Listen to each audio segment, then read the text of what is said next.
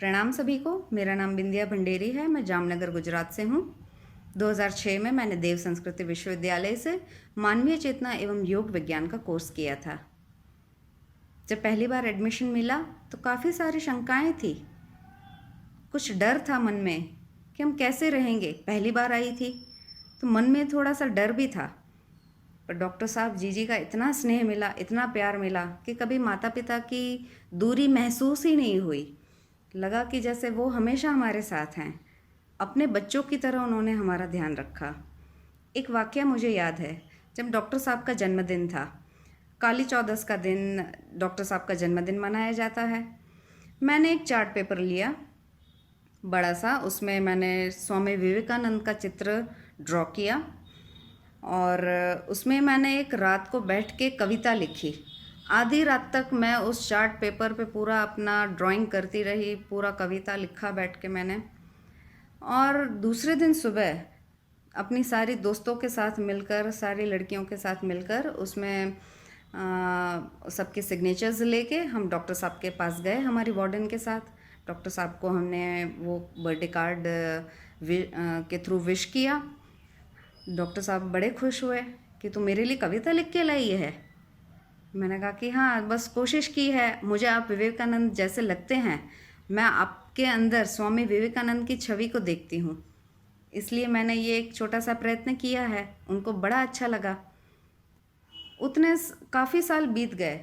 अभी हाल ही में 2018 में गुजरात के चलाला नाम के शहर में एक गायत्री परिवार का कार्यक्रम था। वहाँ पर डॉक्टर साहब भी आए थे। मैंने उतने सालों के बाद वापस फिर से वो कविता लिखी और वो कविता लिखकर मैं डॉक्टर साहब को देने के लिए गई। जब डॉक्टर साहब को मैंने कविता दी, उन्होंने कहा कि तू फिर से मेरे लिए कविता लिख के ले आई। तब मुझे इतना आश्चर्य हुआ कि मुझे लगा कि शायद उनको मेरा चेहरा या वो वाक़या याद ही नहीं होगा, क्योंकि काफ़ी साल बीत चुके थे।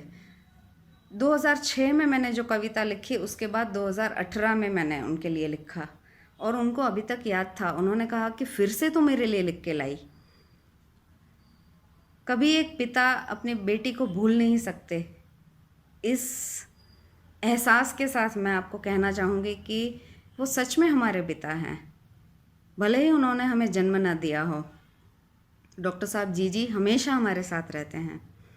जब हम लोग इंटर्नशिप में गए, रांची पहुंचे थे हम लोग, करीब 1-1.5 महीने का समय बीत चुका था इंटर्नशिप का और काफ़ी मुश्किलों भरा समय भी गया था।